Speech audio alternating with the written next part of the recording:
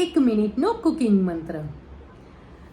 રસપુરીનું આપણે જમણ કરતા હોઈએ છીએ, દૂધપાક પૂરીનું જમણ કરતા હોઈએ છીએ, ત્યારે આપણે પૂરી બનાવતા હોઈએ છીએ અને ઘણી વખત એવું થતું હોય છે કે આ પૂરી છે એ સરસ રીતે ફૂલતી નથી હોતી અથવા તો એની અંદર તેલ ભરાય છે.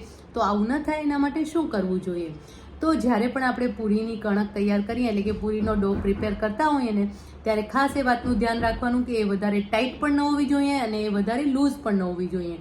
જો વધારે ટાઈટ હશે ને તો શું થશે કે તમારી પૂરી એકદમ સરસ ફૂલશે નહીં, અને જો વધારે લૂઝ હશે ને તો તમારી પૂરી ફૂલશે તો ખરી પણ ફૂલીને તરત જ બેસી જશે અને એના કારણે એની અંદર તેલ પણ ભરાશે અને જ્યારે ખાશો ને ત્યારે એવું લાગશે કે આ પૂરી કાચી છે.